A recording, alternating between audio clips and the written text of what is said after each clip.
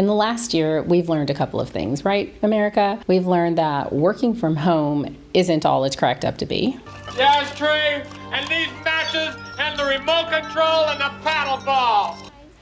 And we've learned that change is coming to the American power structure, whether America likes it or not. So what do you do when you're an ally fighting for Black and brown communities and you turn around and realize that you're the only one allowed on the battlefield?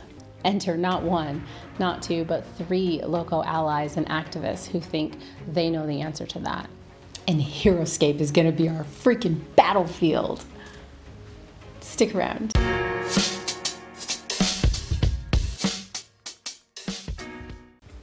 Hey, what's up, humans? I'm Beasia, and I want to welcome you to The Activist Teacher.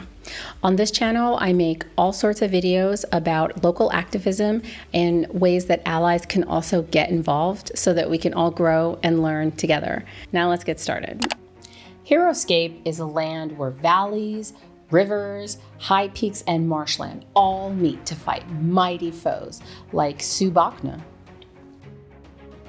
Torkulna, Taylor the Kiri warrior, and so many more. And it is the perfect battleground for talking about privilege, injustice, and in general, just talking about keeping America from falling off of the damn tracks. Our first ally spends her days advocating for the ELL students building wide at our high school. Her stats are amazing, guys, with perception and patience being her highest skills.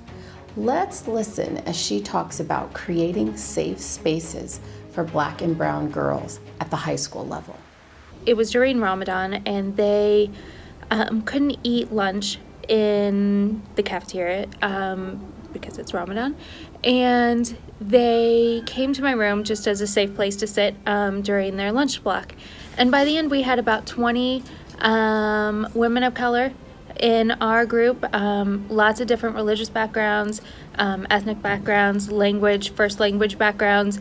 I was there, but more as a bystander role, and just listened to what they had to say and the things that these women had experienced at 15, 16, 17 were mind-blowing and heartbreaking. And had I not sat in silence and just gave them the freedom to talk, first of all, they found community with each other. And were able to share a lot of those experiences that they felt they were isolated in. And they found that they had a community that they didn't realize maybe even existed. But it also brought home all the privilege I have. Just because there's so many things that I have never had to worry about. You know, by creating a safe space for kids, Sarah brings us just a bit closer to our goal of evening the playing field. She takes down a couple of barriers, gives our guys a little bit more room, kind of turns them in the right direction. I think she's got it. Bottom line, guys, if every ally stood as strong as Sarah does every single day that she's in the school, then more young people would have safe spaces so that they can deal with the many issues that they're faced with. And my wizard and her skull friend in Diablo 3 would finally stop doing the ready for battle dance at the start of every game. Next up, guys, is Angela. And her vitality skills are off to a good start at 6. I give her a +2 for every time she rolls for fortitude, because when I asked her to give me a picture of her fighting racism, this is what she gave me.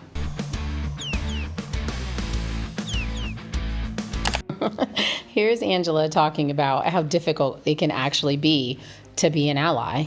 My name is Angela, and I am a teacher of high school students and a mama to 2 boys. And in the last few years, I've been trying to learn more about what it means to be an ally and share that information with my friends and my kids. Being an ally can be scary because as an ally, there are different expectations. being an ally to one person in a way that I think would be good may not be helpful to them at all. It may not be what they need. So it's really important to understand your community, the people around you, and what their needs are in order to be an effective ally. I see allyship as more of a verb. It's an action. It doesn't necessarily mean joining protests or marches, because that is out of some people's comfort zone. You know, guys, Angela's authentic allyship has taken her into some rough conversations, but I think that Black and brown communities here in Kansas City are better for it. She can go into places, she can go into spaces and have conversations with people that somebody who looks like me just can't, right? For example, just listen to her describe a conversation she had with a white store clerk about a Black woman and her daughter after they left the store. I was pumping gas, and one of the women who worked there was unloading the trash cans outside. And she was all upset because earlier in the day there was a Black woman in with her child, and her child was, jumping around and screaming or whatever.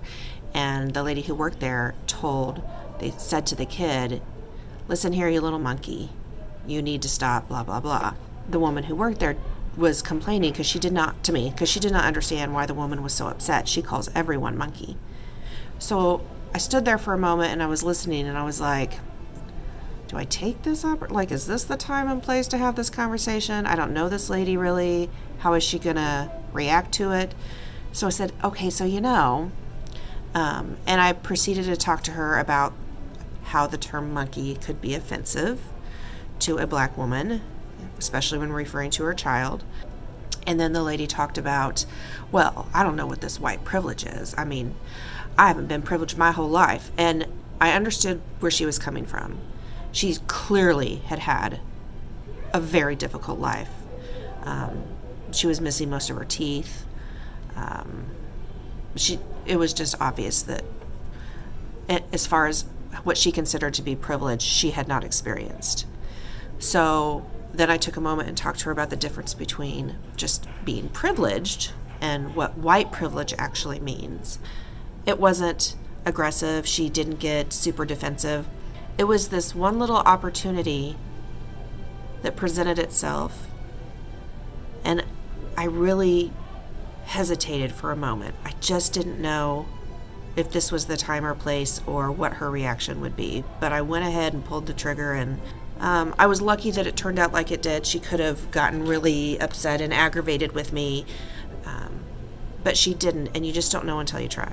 I really like how Angela comes in from the side and kind of finds the weakness of things like racism, sexism, and all the other isms. She pulls young people and old people, myself included, alike, to make sure that they are ready for battle. She is fearless. Way to go, Ange. Susan's stats show a high level of wisdom, something that I totally agree with. Let's listen in as she talks about assessing our individual privileges so that we can better understand others. So in the realm of activism, I think that it's helpful to examine all different types of privilege. So I'm white, I'm an American in the United States, I'm cis and hetero, I'm able-bodied, I'm neurotypical, and I'm even right-handed. I mean, even a mug, it's built for the right-handed person so you can see the design. And until you are shown that right in your face, you don't really realize these things. So whether it's race or gender or neurotypical diversity or anything, until it's shown to you in your face, you don't really realize that the world is built for certain people, which means that it is more difficult for other people. Susan does a fantastic job of using her high degree of wisdom to go ahead and get everybody else on board. She has the experience, she knows what to say, her kindness is unbeatable, and she actually makes sure that everybody knows they're welcome, no matter what. Susan, you rock. You know, Heroscape aside, guys, the real battlefields of America are full of Black and brown people. They are full of Black and brown organizations that are working as hard as they can, but we need your support to help us win this battle. You know, checking your privilege, that is not easy. And actually using your privilege for good, that is even harder. But that's what it's going to take for all of us to win, so that we can change the battlefield from something that looks like this to something that looks like this. So if you want to learn more about how to actually play Heroscape, then check out the Dice Tower review at the end of this video. Tom Vassell is awesome, and he has a 5-part series on Heroscape, and this epic game is definitely something that you can play with friends, you can play with families, you can play with kids. You can't really play by yourself though, so grab some people, watch the review, and have fun. Thanks for watching this video. If you really liked it, please hit subscribe. I would love to have you notified every time I make videos. And definitely hit the like button so I know I need to make more videos like this. Okay? Bye, guys.